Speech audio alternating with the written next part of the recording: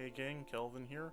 Before we get started on this video, I just wanted to let you all know that next Monday's video is going to have details for a giveaway for all US viewers. We're going to be giving away a couple playsets of commons for Special Booster 1.0.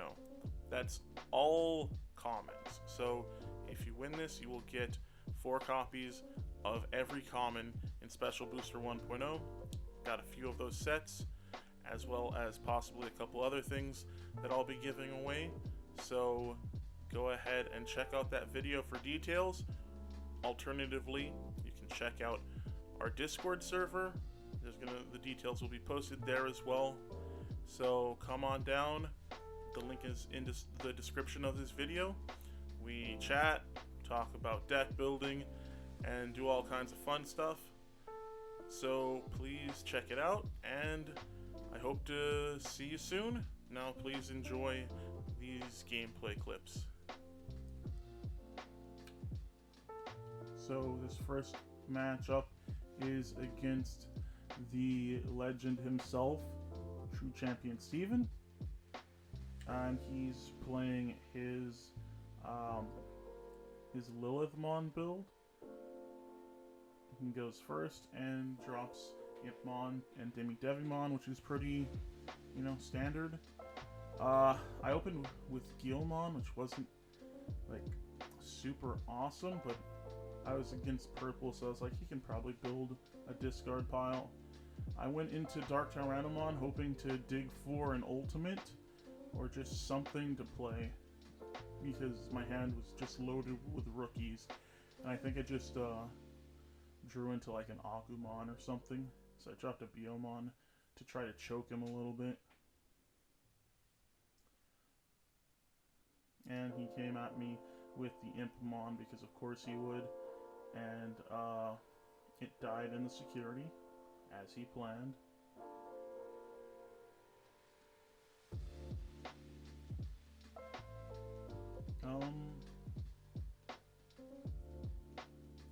So yeah, he's already built up a pretty good discard pile, so my Guilmon is live. That was pretty nice. And then he just drops a Devimon, passes it to me. Devimon, I don't want to see him around for too long, because he threatens my MetalGreymons and MoreGreymons and Omnimons and all that kind of stuff. So I really don't like him. And since I still didn't really draw anything great, so I just decided to promote so that I could get my rookies evolving so I could filter into what I needed. And I just dropped an Agumon, and that pretty much did it. It wasn't a great turn, but it was a turn.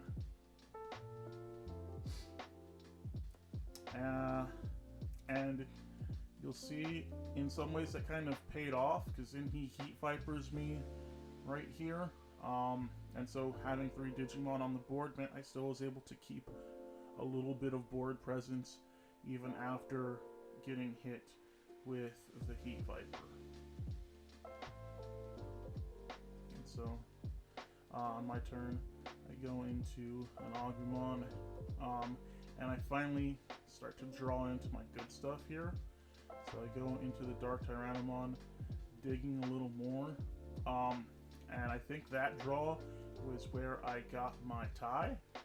So I went ahead and went into Tai, because again, he really just facilitates a lot of my late game plays, which you'll actually see in the next turn. And Stephen brought out a Vilemon and an Impmon. The Vilemon, kind of an issue for me because I have MetalGreymon in hand, and I'm planning to sort of aggressively assault with that, so that's why I decided not to promote, because I didn't want MetalGreymon to die before his time to shine came. So I just left him there, dropped the SkullGreymon to kill Vilemon, and for some reason I thought SkullGreymon died here. Steven points out that he doesn't, so I bring him back, but it's actually not going to matter because then he drops a Chimeramon to kill MetalGreymon anyway. But that's actually fine by me. I didn't need the MetalGreymon. I just wanted to clear that blocker, so I accomplished my goal. And Steven goes into Lilithmon to get his options back, but there's not Trump Sword there, so nothing is super worrisome to me. I bring out the MetalGreymon. By this point, I've drawn into my WarGreymon, which is really good because now I can swing uncontested for 3 security against Perp when nothing in his security is a threat to me. Because I'm like, what am I at this point? At 15k? 16k, so not even an Omnimon would have been a threat, which he's obviously not running. And so then I go ahead and drop the Omnimon to kill off the Lilith. And I did that because I was kind of afraid of a Millenniummon coming down. Which granted, I don't think his build actually runs it, but I just didn't want to take any chances. And he brought the standard Vilemon Devimon out with his Piedmon, which, fine by me. Because I'm just trying to close out the game with as much damage as I've already done. I just really want to threaten him here. So I swing, and then restand with Omnimon's effect. Slight rule error here. I didn't realize Tai only gave red Digimon security attack +1, so I tried to declare security attack +1. Stephen pointed out that wasn't the case. And so then he let it through. It was fine. It didn't really matter too much either way, because I still was able to, you know, put him in a threatened position here. And from there, I just swung with the Biomon uncontested, and I didn't even care if I died or not, but it didn't die. Which really left him in a pickle, because now I have a lot of Digimon on board, and he has to figure out a way to clear all of that on his turn so that he doesn't lose. And so I take a moment to think of how I want to try to end the game, and I decide that Volcanictramon is going to be the best choice here, so I can get rid of that Devimon. So he'll have to swing the Piedmon into me or go into Millennium if he wants to get rid of my Omnimon. So he does swing into me with the Piedmon.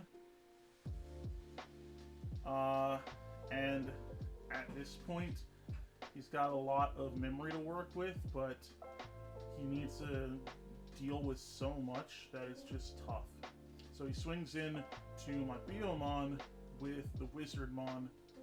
I would have thought he would swing into security to try to get the draw if he was digging for something, but I also understand trying to clear the board. But he realized he just didn't have a blocker in hand, so he scooped it up and we went to the next game. And that was really just a good game to showcase, I think, what the MetalGreymon, WarGreymon line can do when Tai is in play, because it's just so absolutely obscene how WarGreymon can completely uncontestedly just swing in for 3 security, and there's nothing the opponent can do about it. And on top of that, I also was able to clear the way for that by dropping the MetalGreymon, which is again what makes MetalGreymon such a valuable addition to the deck, and why I think it's good to keep them at 2 copies. So with that, we'll go ahead and look at the next matchup. And this game is against Lucille, a member of the real Mensters. He's playing a variation of Steven Rodriguez's yellow Kentaurosmon deck. I go first and start off with an Agumon and go right into a Greymon, with the goal there being to try to set up a big Digimon to really pressure him.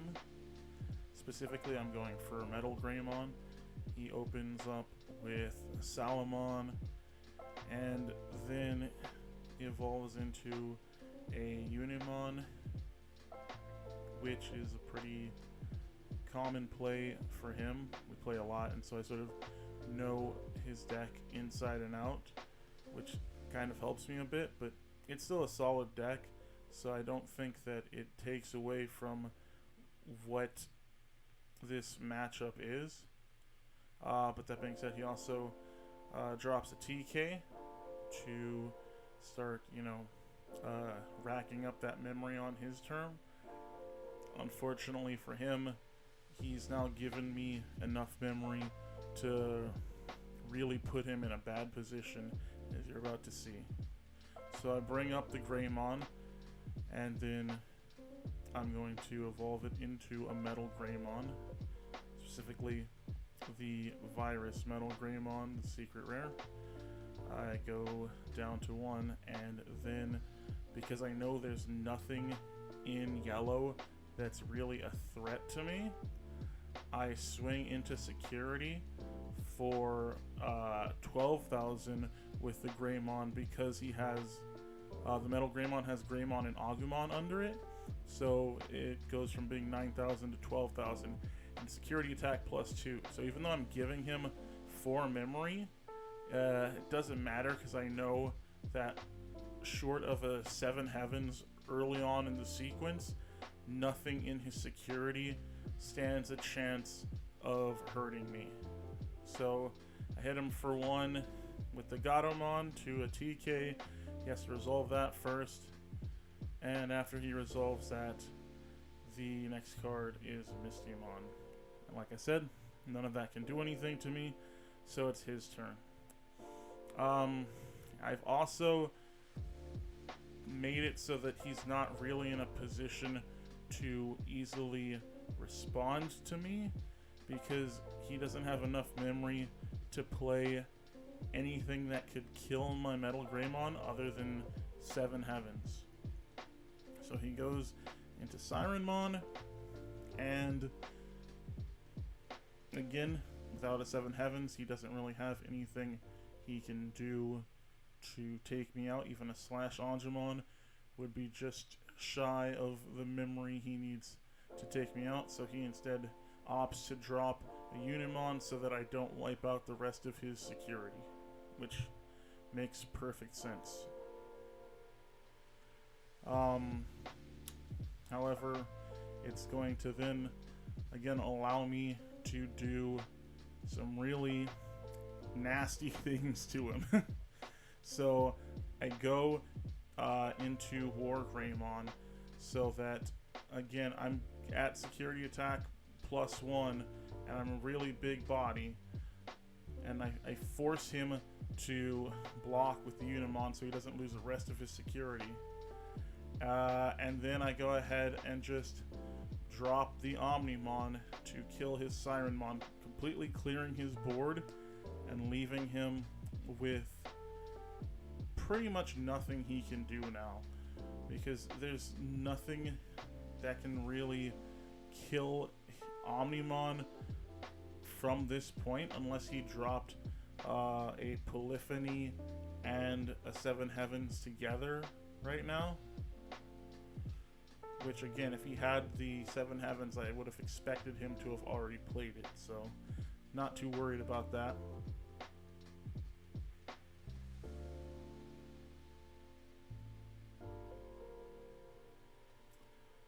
And so, he just spends a minute thinking about what he can try to do to come back in this situation, and there's really, honestly, not a lot that he can do.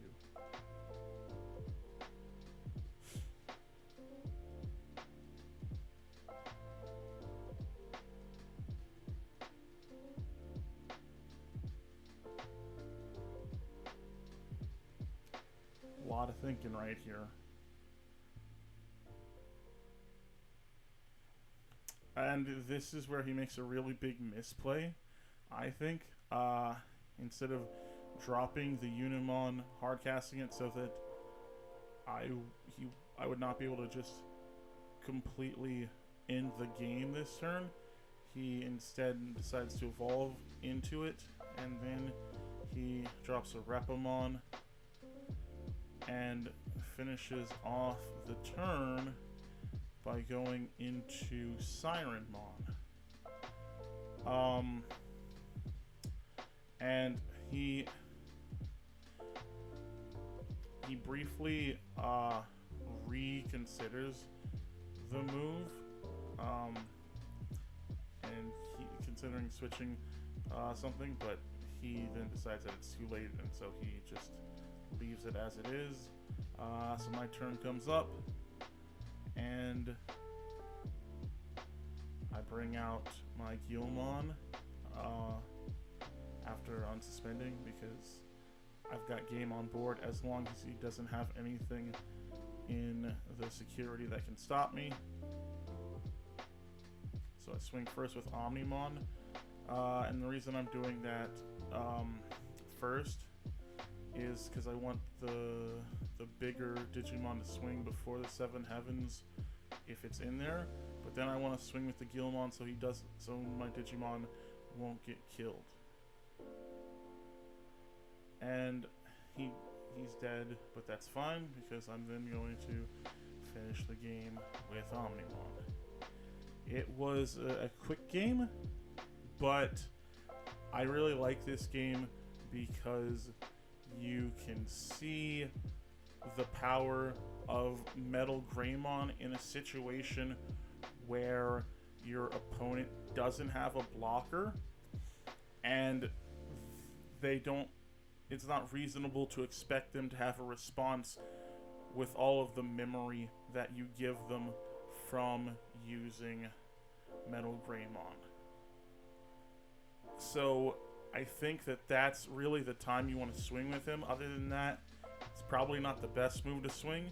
You also want to consider how much you're actually going to be giving the opponent in terms of their resources, and how likely it is that MetalGreymon is going to die. And the reason I was comfortable doing that was because, again, I was swinging for 12,000, and I know what yellow has, and unless they're playing Magnadramon, which no one plays Magnadramon, and I know for a fact he doesn't play Magnadramon, then nothing in there is killing me. Again, other than Seven Heavens, which is also not a card that's run in very high quantities.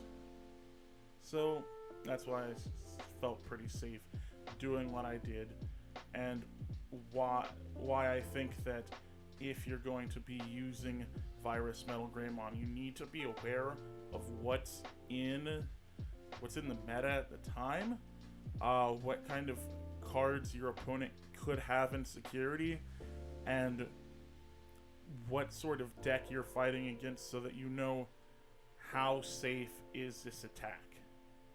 Because if it's not a safe attack, you don't want to do it, because the opposite can totally happen, where you swing, you give them a bunch of memory, first card you flip kills your Greymon, and you've basically just given the game to your opponent because you've lost a huge amount of board presence. You've given them a ton of memory, and you've gotten nothing in return. So definitely do be careful. Make sure that all the risks you take with MetalGreymon are calculated, and honestly, he can win you some games. And it's just obscene how damaging it can be. So with that in mind, I'll see you guys next time, and I hope you enjoyed these gameplay videos. Peace.